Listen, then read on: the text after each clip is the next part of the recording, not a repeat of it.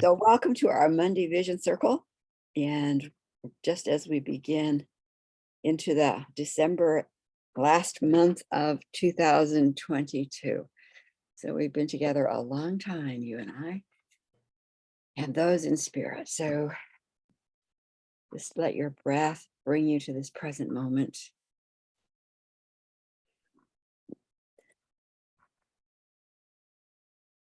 Time to be refreshed and unburdened and rejuvenated.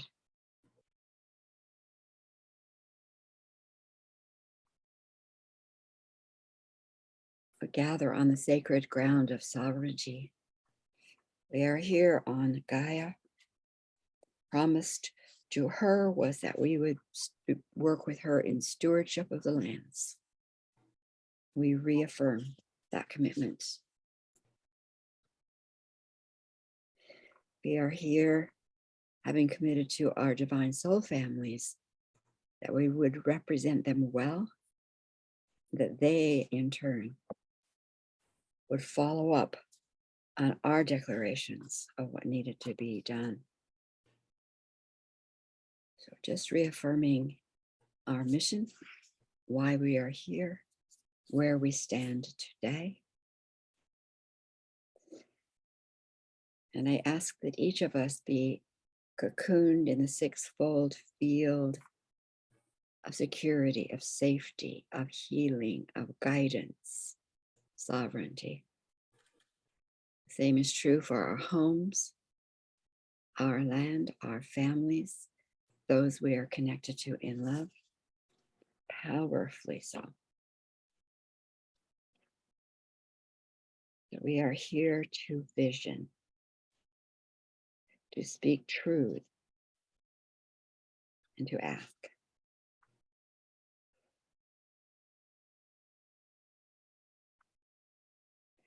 So since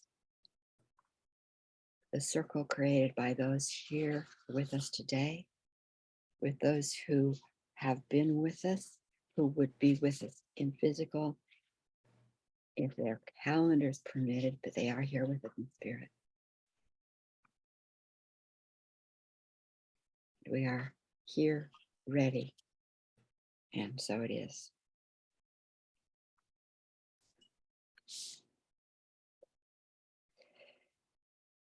So I'm just going to open the circle for each of us to put ourselves in the circle. Now, where we are on the planet, individuals we would want to have in that field of divine good were being worked on consistently for their highest good, according to their team of healers and guides, as well as world situations, as well as any life form. And we'll save the quality for in a minute, okay?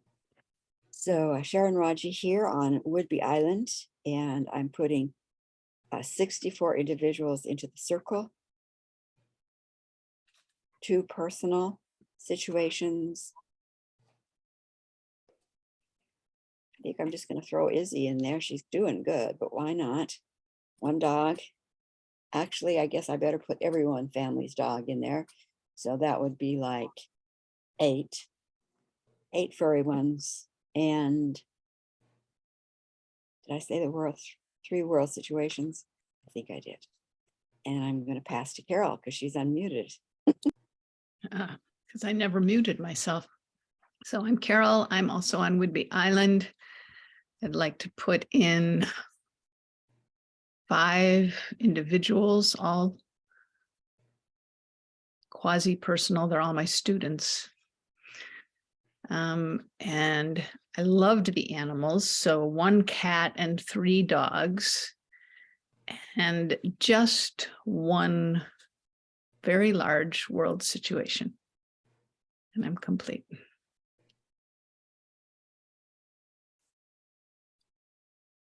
Who would you like to tag, Carol? Oh, Arlie. Hi, I'm Arlie. I'm in Eastbourne, New Zealand, right across the harbor from Wellington. And I would like to bring in 30 people. that same old cat. And since we're all doing dogs, I'm bringing the dog in too. Too many world situations to list individually. Let's just chuck the world into the center of the circles. And 6 personal situations. And it's over to you, Sue.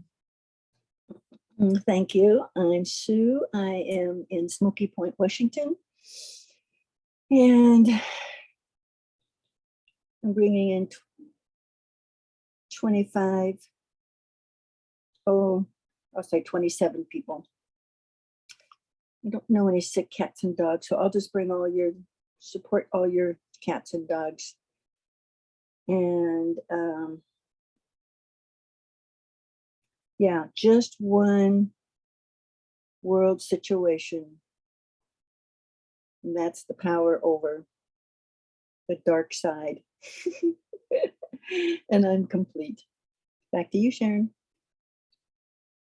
So we just affirm that those individuals, furry, all life forms, planet and specifics on the planet, personal situations, are in that field of divine good, the immense field that has the abilities to dissolve what seems impossible for us, but knows exactly what needs to be done to dissolve that which has entrapped, and who then can open doors to new possibilities.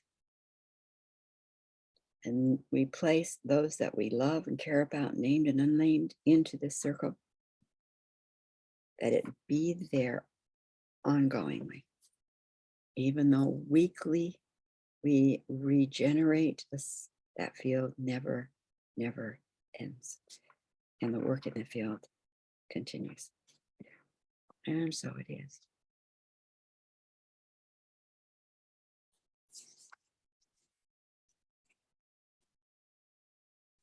So I was reading this quote because I had to paste a password, long story, but anyway. So when I select all to get this one little number that I need, it pastes all of my stuff at the bottom of my emails that I send out all the time. And so here's this quote that I have on my email. I think I'm going to keep it here for a while. And it says, when the forms of an old culture are dying, the new culture is created by a few people who are not afraid to be insecure. I mean, I don't think I've ever verbally said that. And yet that's exactly where we're at and what we are doing. So instead of just calling for a quality that we want, because that field of all possibility that is divine good, we can affirm that we are playing within that field of divine good. And divine good knows exactly how to bring those highest, best, delightful, delicious, strange sometimes, and safe experiences to us. So that's just a given. But here we are, this going toward the end of the year, new stuff coming out that says low here, but danger here, danger here. And it's important for those of us who understand what to do when we see the power over. And what I wanted to say is, what is it in this moment, maybe within the last few days or week, what has come to your attention that is an absolute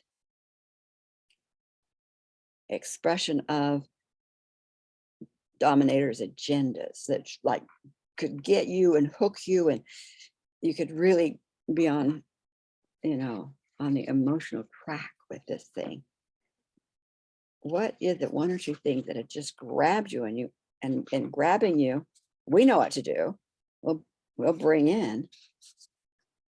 So that's one thing. What is grabbing you? So we know we want to focus on that. We want to dissolve that.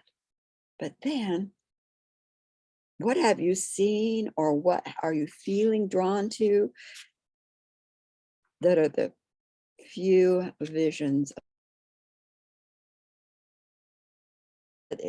we want to really let's get that gone. And boy, let's just smile on, expand, and bless this. So I'm just going to give us a few minutes, and whoever wants to go first, just pop in. And let's do that first, because that's what we're going to put in our circle.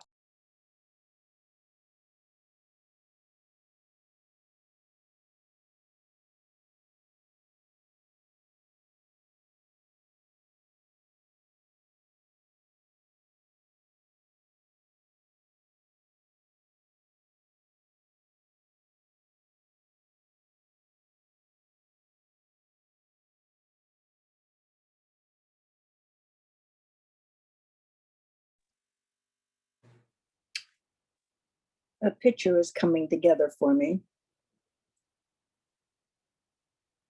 from the meditations over the last couple of weeks that we've done.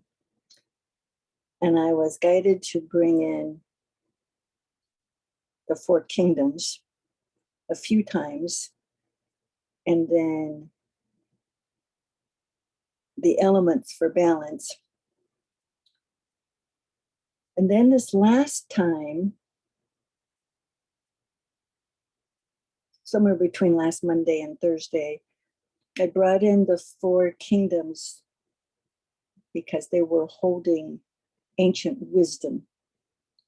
And I watched them release it like a flower releases its essence, or it releases for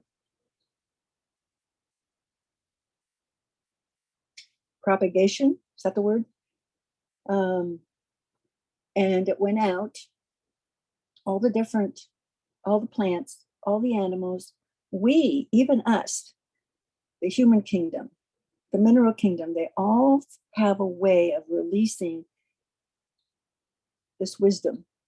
So then it was about allowing it in. And that's when I ran into my problem. I made the decision to allow it in, and something came up. And it's the same thing that comes up and has for forever.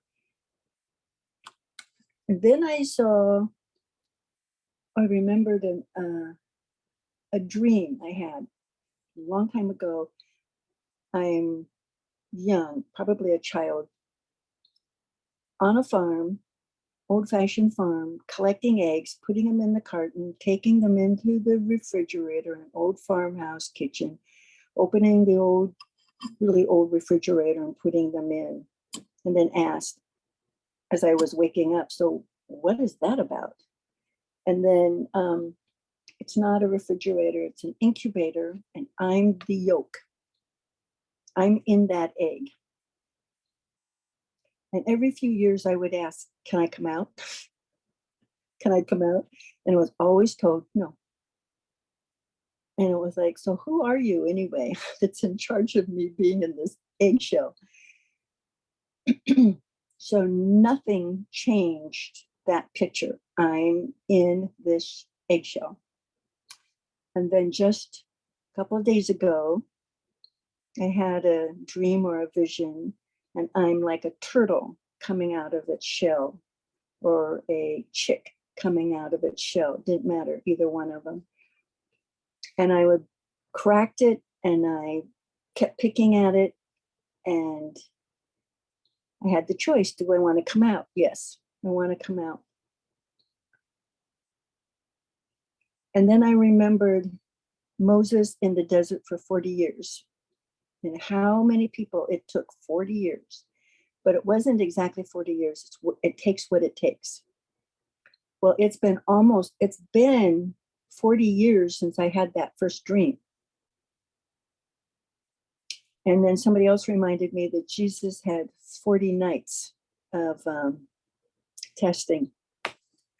And so it's really close to 40 years since that dream. And then it's like, so I'm doing all the things we do. And I know it's beyond me. And so it's like every other year. I'm open to trying different things. So I called somebody, and in conversation, I was trying to make her feel better. And she said, "Oh my God, I know what you're talking about. I do what you're talking about. I can remove what you just said." I wasn't even sure what I had just said, because she took a few different words, put them together and said, "I know what you mean." And we did that today. And we went back lifetimes, and was just, it's the power over, it's the male domination, it's the outsiders, it's dark spirits holding on. It's the whole dark package of power over. And that's, I'm hoping, because there's supposed to be new energy coming into us. I saw all this wisdom being released for us. I know I've been told, and we've been talking about it, Gaia is supporting us in a different way. We are supporting Gaia in a different way. The whole relationship that we have with spirit, my soul, higher power, source, is changing. But what if we are finally going to get our answers because we're ready, and who the person is that's going to help us is ready? What if it's time to claim and truly be empowered? Because if we were truly empowered, we would heal ourselves immediately. I know we're that powerful.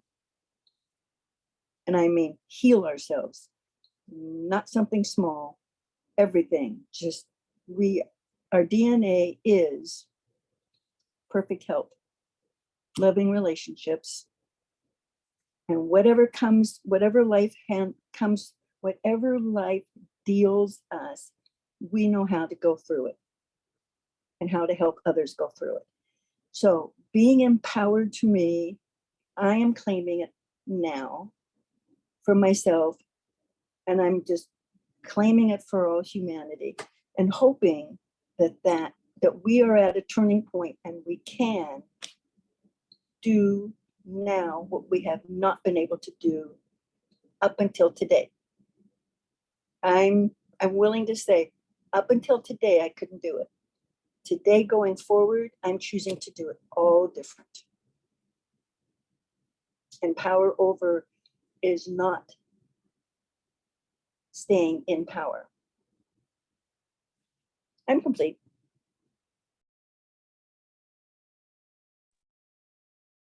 Would you say power over is extinct?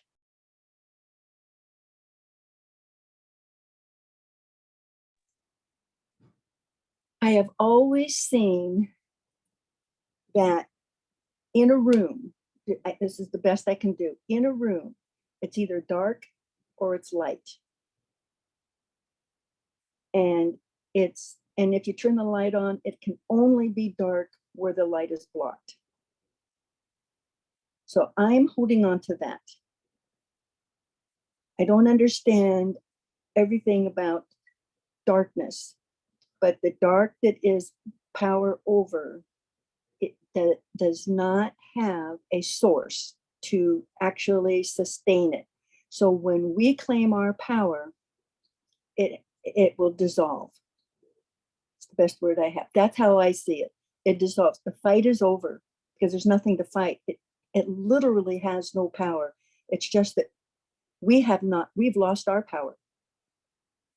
So in order to be the power, this is just how I see it, my interpretation. In order to be the power, we have to actually truly be empowered.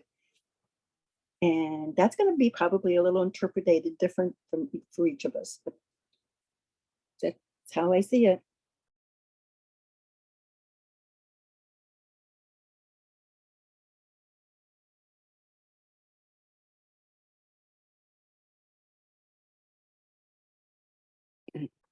The the two main manifestations that have drawn my attention is I was listening to a little video this morning about a woman who's a teacher and was getting a lot of slack because she says she had videoed something about the education system being an entrapping system and needs to be replaced by something totally new.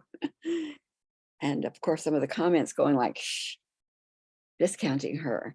But then she went ahead to say something that somebody said to me like in the late 1990s, 97, 98, I think. I had a house in Everett that we had made available for roomies so that the finances could be handled while I traveled. And one of the women was someone who had been born into money people. And we got on a conversation of the education system, and I was telling her how disappointed I was. And she looked at me and she said, "Yeah, don't you realize that the education system is doing exactly what it's supposed to do, what it's designed to do, which is to create factory workers, to turn every minds off and make them obedient because they'd be good factory workers." I had never heard that before, but it made perfect sense. Because President George W. Bush had been in Utah praising their school system, and I knew it was really shitty. What? And it was like, when you praise something, that just says that's exactly what you want it to be. So that was my first hint. And so back to the education system, I was brought this morning as one of the systems that is a power over, a diminishing, discounting system that needs to be absolutely removed and replaced by something better, something that's in alignment to the magnificence that we are, and certainly our children are. So that's the one thing. And then the other thing out in the world is the Balenciaga huge uproar, which links a huge amount of celebrities and monies and fashion houses and all of those things to literally to pedophilia and sexual abuse of children, and making it normal and trying to change laws in support of laws so that you aren't a pedophile. No, you are just what do they call them? A younger attracted adult or something. I don't know, something. Minor attracted. I'm minor attracted. And so great, let's let that not still be there. And I want to focus on those, both of those in their entirety as surrogates for all the systems. So that's what's got my attention. The thing that that I want to energize as a positive is the various places where women are stepping forward and speaking the truth and not backing down. And you may see them or you may not. If you're not on TikTok, you won't see them. On TikTok, they're all over the place, you know, these little voices of women and mothers, and and of course we see it hugely in Iran with the support of men. And then linking that to the work we've done over the last 2 months of going back to bring what we know in our present state as souls in female bodies, taking back to our ancestry as far back in time as we need to go to connect to where it was true then too. So we call it like 600,000 years ago, and say to those women who had the power, who had the authority, who were respected, everything was going well. And here we are, reflections of that in our day. And from that point to now, calling forth all of the women out of their pain, out of their trauma, out of their contracts to stay small, etc., to clear that, not just to remember that the witches were burned, but to stop the burning and heal the wounds and call them forth to say, your grandchildren over here in Iran, your grandchildren here in the United States, your grandchildren in Ukraine, feed them, strengthen them, because we're doing it here in physical. And so this is what can no longer remain. These are forms. And this is what I am committed to energize. And I'm complete.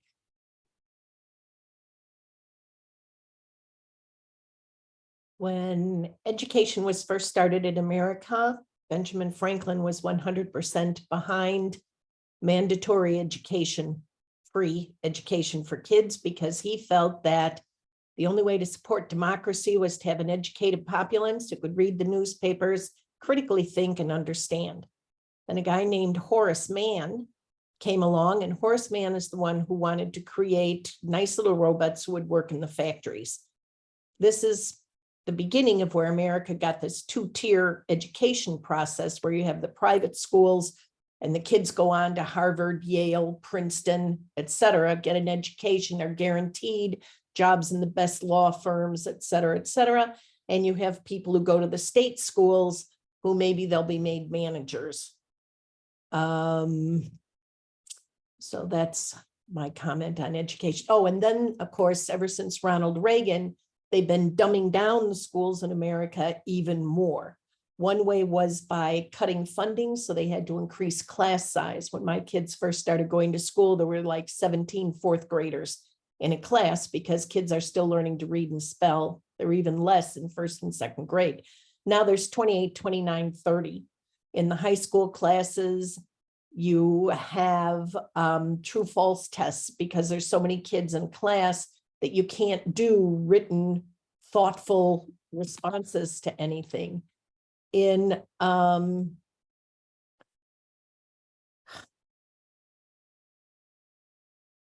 then they passed the laws that said that kids who are developmentally delayed, who have ADHD and all that, should not be in pull-out programs. They should be mainstreamed, because the regular kids in the class need to be around the other, and the other needs to be around mainstream kids. Only they didn't put in the helpers and the teachers. So now you have the ADD kids, the kids who are developmentally delayed, kids with behavior problems, and one teacher with 30 kids trying to teach the class. And these sorts of things did not happen by accident. These things happened to dumb down America. We no longer have music or gym classes or any kind of enrichment in the classes, which we certainly had as kids. Yes, that's what's happening with education. But that wasn't my example of power over. So my example of power over has to do with women who are just so beaten. Jesus Christ, I have to tell this kid to stop texting me for a second. 1 second.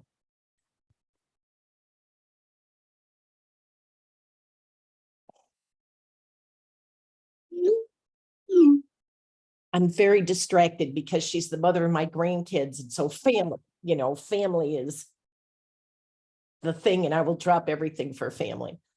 Okay, so women who are just so beaten down by, even if they were had started out in their teenage years, had started expressing themselves and taking in some of their power, they have been re-caught in the streams via marriage or by switching over to some religion that it's important to somebody else that they follow or something like that. And they find themselves beaten down by power over. They forget where they came from, and they're just struggling to make it through the day. They're so busy putting out fires that they can't focus on getting out of the situation that they're in. It's just, how do I survive today? And the second example of power over is a situation we have here in New Zealand right now, which is Jacinda Ardern, who has been an absolutely incredible, marvelous, fantastic example of female leadership here, is way behind in the polls to a guy who is a George Bush / Trump wannabe. Give tax breaks to the wealthy and, Ronald Reagan guy. So, and we have too many problems here in New Zealand with finances because the last right-wingers tax cuts to the wealthy to have another one here. So I'm worried and concerned about that because that's a definite sort of power over. Take away the healthcare, take away the education, take away the good roads, take away, you know, all this, take away the middle class, and you're set up then for keeping one class in power and Horace Manning everyone else. And I am complete.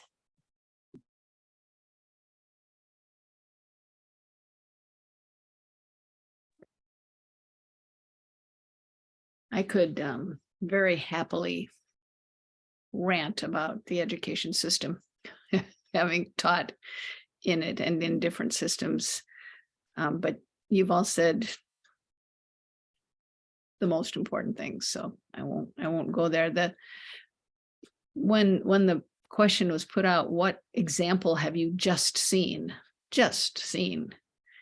What came to me was not one of the usual big public things, but rather an example of people like us inflicting pain on other people like us.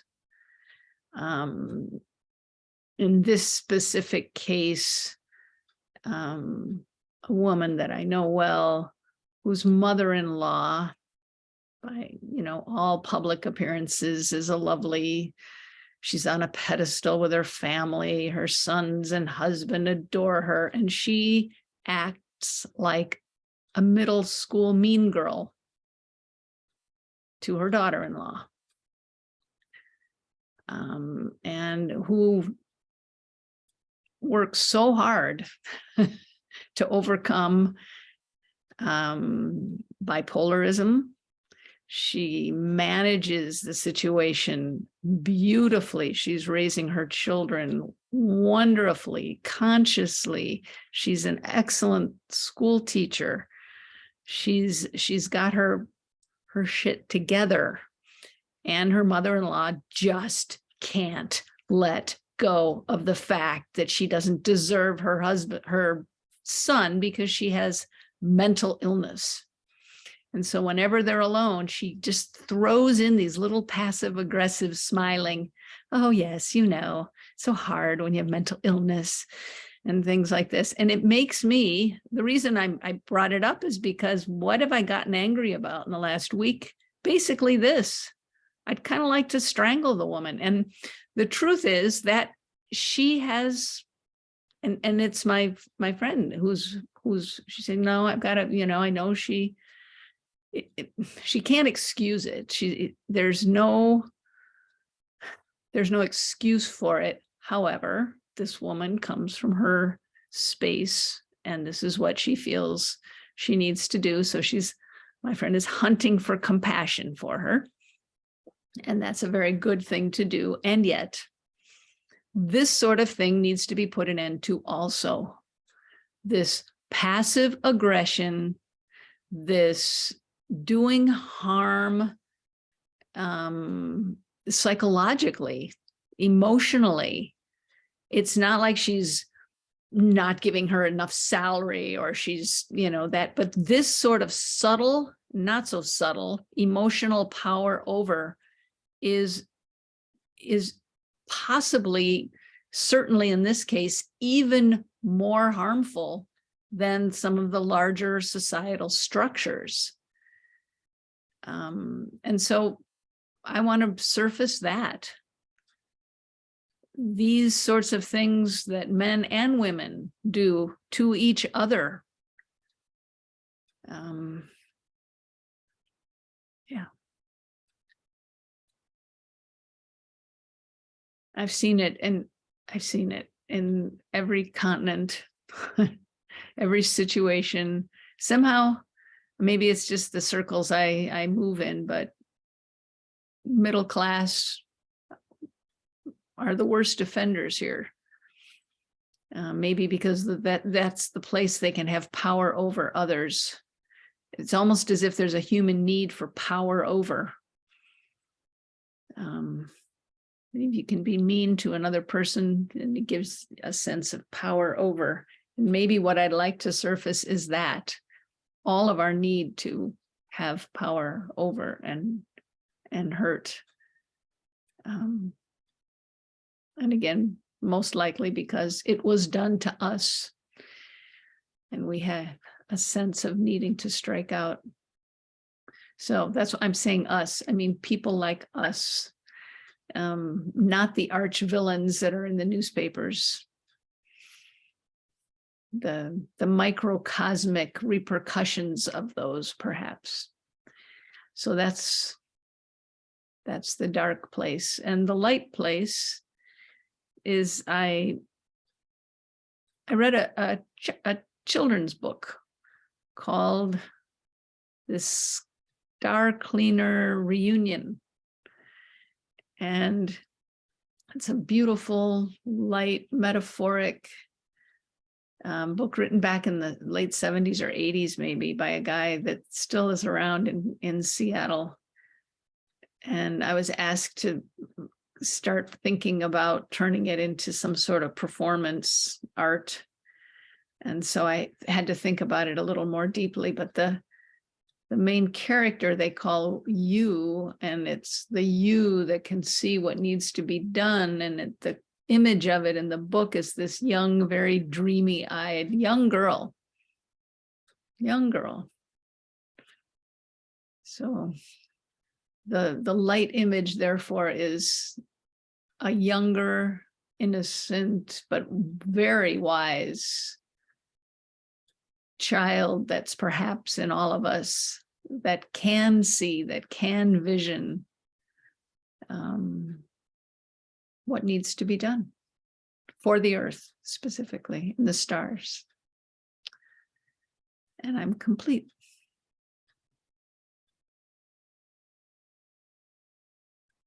And as you probably know, I have a friend, Sandra L. Brown, who has been a leader in identifying domestic violence and the abuse and the signs, etc., putting names to things that had been so normalized and ignored. And one of the things she's very clear about is that empathy and compassion, as is used in our society, is a way of saying to a woman, suck it up. Suck it up. But what we need is more truth tellers and boundary holders and support, because we should not be sucking it up. Someone suggested there's such a thing as the tolerance paradigm. When I looked that up, it says something like this: that which you tolerate will take over the field. So tolerate love, love will take over the field. Tolerate discounting, discounting will take over the field. Tolerate power over will take out. That's why I use the word extinct with you, Sue, because we need to have outsider domination power over all of their things. So much a part of not existing anymore. The only word I can come up with is extinct, because if you tolerate even one sliver, it will continue to take over the field. Anything else you want to say before we go into our field that we've called forth here, that field of unlimited intelligence, to ask, what is it that I can most powerfully do? I mean, I'm suggesting this question. You may have your own question. What is it that I can most powerfully do in this moment of time to eliminate, to remove, to support, expand, and find those answers for yourself, take the actions, and then we'll come back and share. So anything you want to talk to or put in the field before we start our 10-minute journey?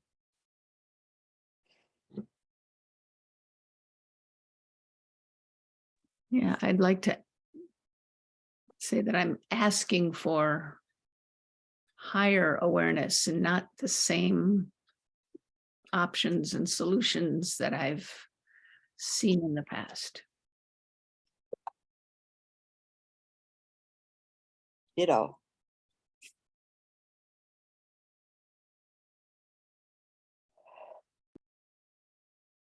Okay, looks like we're ready. So with that, we have our field, we have our coon, we have our teams. So I'm going to turn you into the hands of those intelligence, creatives, and expansive geniuses. And when you complete, we'll come back and you'll know how to get where you need to go and get back to where you're coming to. See ya. See you in 10.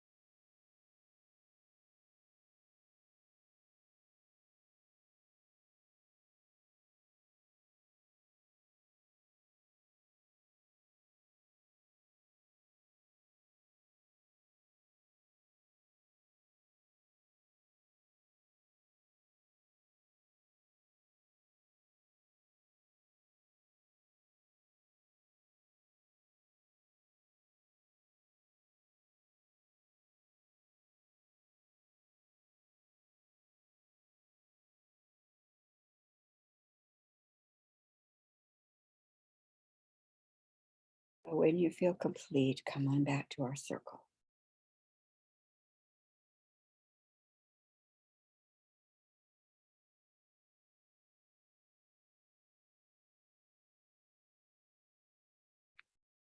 Okay, who would like to share first? Just pop off your mute and let us know.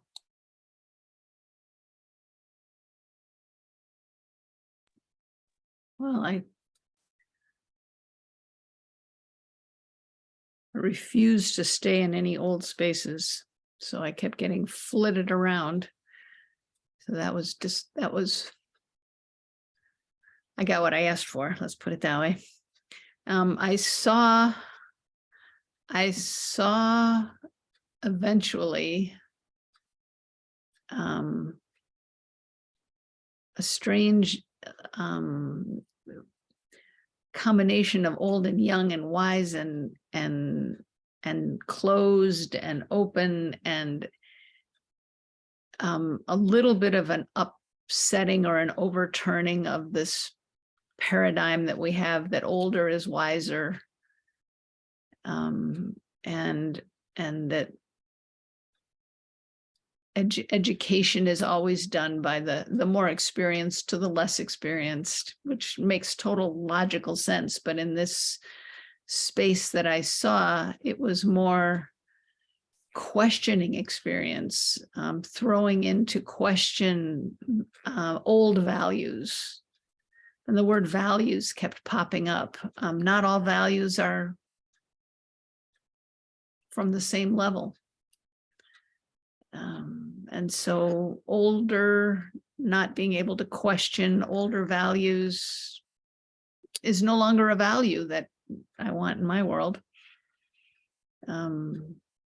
So I saw spaces of learning that weren't like schools, and all ages were represented, both as learners and leaders through new experiences. Let's put it that way. But it didn't look anything like our current ways of education that include being talked at by so-called wise people on TV. That's part of our education system that is also valueless as far as I'm concerned. Who are they to tell me what I should know or believe? So yes, it was a lovely vision of something very different, and it didn't take any forms that make sense. So I guess it's still out there. It's not quite in this world, but waiting, hovering. That's the image I got. It's out there and it could drop in when we're ready for it. So I'm complete. Well, that's pretty interesting because I got the drop in. So this was kind of started out kind of cartoony, definitely. And everywhere in the world, all at once, energy sort of change. But the picture in my head was up above the earth. To me, that's kind of where energy comes from. But anyway, so the first thing I saw was a bunch of padlocks and keys, which of course is unlock new ways of thinking, literally. This was all in cartoon, and usually I'm not spoken to in cartoon, absolute cartoon, Elmer Fudd cartoon quality. And then opening hearts and minds to hear. So you had the locks, the opening the hearts and minds to hear.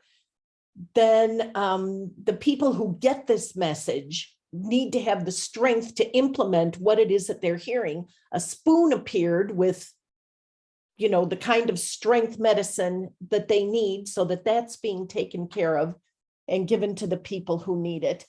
The next thing I saw was these women standing beside their men, then their men, some men. Then they turned face to face and were holding hands face to face. And then the process started over with the men, with the locks and the hearts and the minds. And the stuff that was coming down was every modality I know to spread the word. It was fractals, water, salt crystals, Tesla towers, power lines, wave bands. I mean, just all of these different images of ways for this information, this healing to go around the world. Then I was told that there needs to be a way for people would be recognizing this, and then some people, oh, my note is not clear here, would be rejecting it. So we had to work on acceptance of the new way. That was it. And what I saw was a deck of cards being shuffled with the cards, you know how they go easily, naturally, beautifully integrated back together in the deck. So that is what I saw. New information coming in, the support needed to, the openness to accept the information, the support needed to be able to act on the information. Acting on the information allows the partners to open up and receive the same information. And then how this information coming in and going together easily, integrated easily, and naturally. So that's me.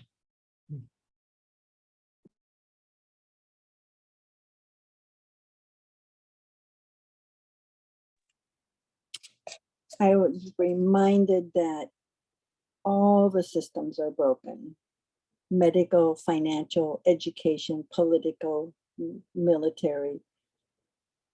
They're all broken. And it's, my image is, there's a group of people who are creating the new Germany, white supremacists, and to hell with all the rest of us.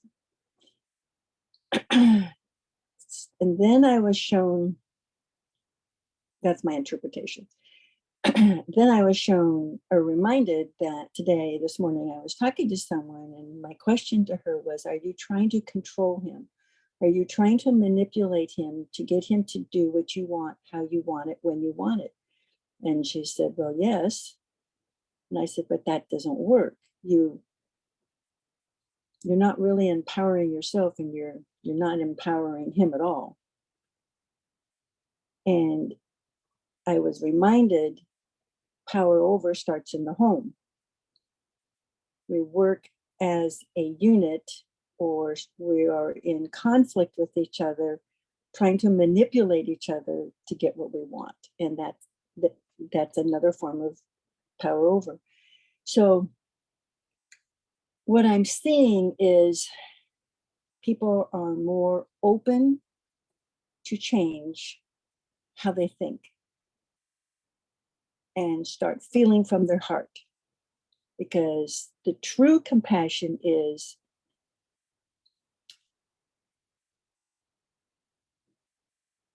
understanding the other person and my being aware where I am practicing power over old behaviors. If I don't change myself, I can't criticize anybody else.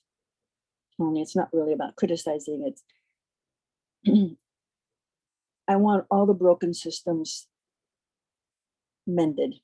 Actually, I want all new systems, but I don't want all the systems to fall apart and leave us hanging. And I love the statement, you can't solve a problem on the same energy as the problem. To me, all the problems are from a human consciousness. All the solutions are going to come from a higher consciousness of wisdom, compassion, kindness, forgiveness, tolerance. And what I've read is that when we interpret our experiences with compassion, we learn wisdom. And when we apply the wisdom, we are more compassionate.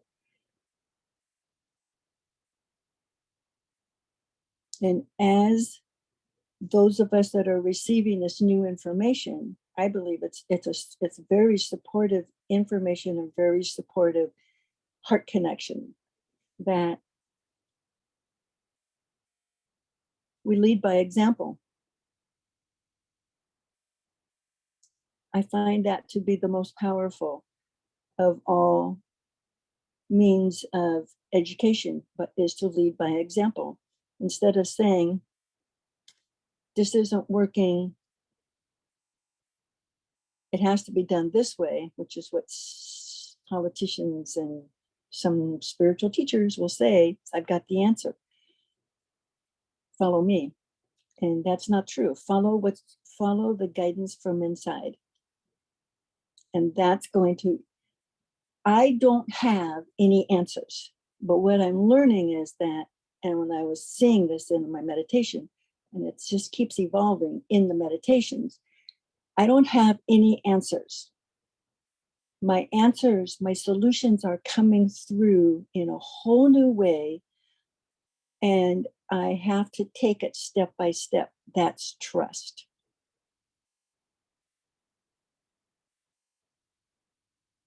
And trust and surrender to the wisdom in my higher self, not in my personality self, is evolving a whole different perspective. And I'm hoping a whole different paradigm for me. And it's just going to unfold. I don't have any answers. It's just going to unfold. And that makes me complete for today.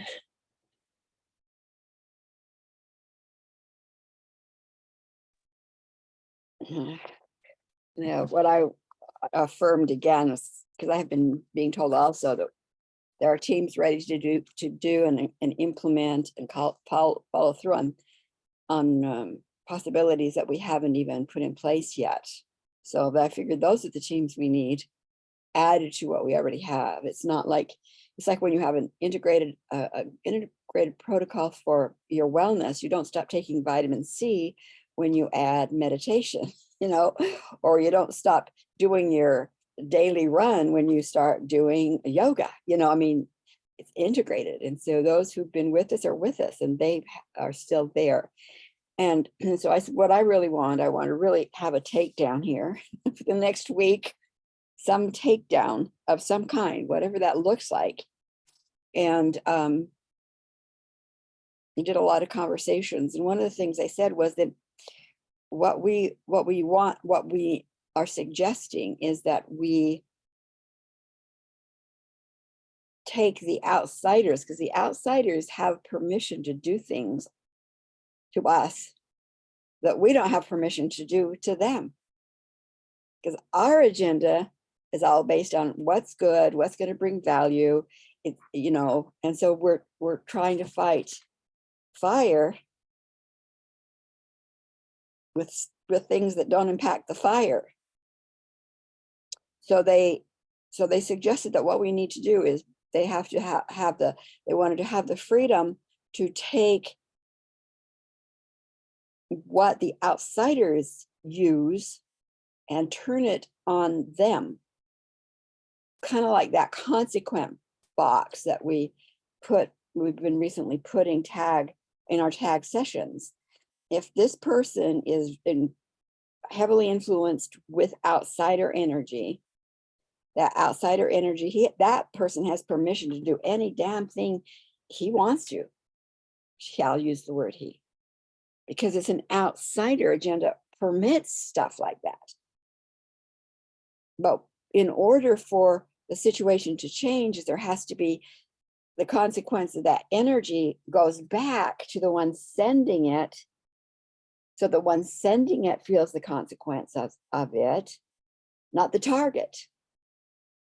So it's that kind of concept that they wanted permission to use with outsiders, because we've been neutralizing them, removing them, et cetera, but another level is to take what they use against us and return it to them. So what that might look like, I'm not really sure, but it would be like stopping that the energy goes toward the divine family members and is turned around to implode the forms and constructs of outsiders. So what that looks like, I don't know. I said, I want to see something within a week. I want to see something. And, that we might recognize. That when you talked about shuffling cards, Arlie, it reminded me of Carol and I have a friend, Stefan, who is a magician. But he is a magician because he knows the laws of energy. And so he doesn't do sleight of hand stuff. He says, what's the law here? And then he creates protocols around that. So he's a stage magician. And he showed us a deck of cards when I was with Carol a couple of weeks ago, in which he did this thing of shuffling cards to come out in ways you wouldn't know I wouldn't be able to do it. So when you brought in the card deck, I wanted to add to that the magic of energy, that he who is the master of energy determines the outcome.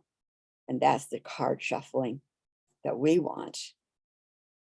And that means we can't solve a problem with the same consciousness that created it.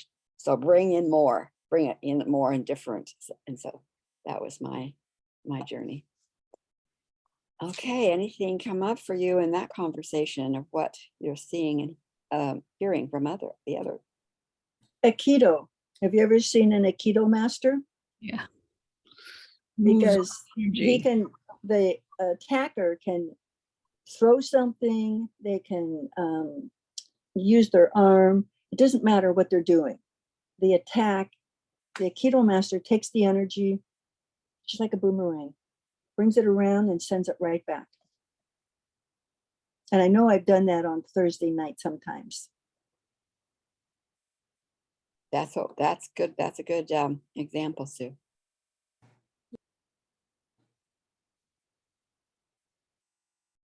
I was particularly struck by Arlie's vision, the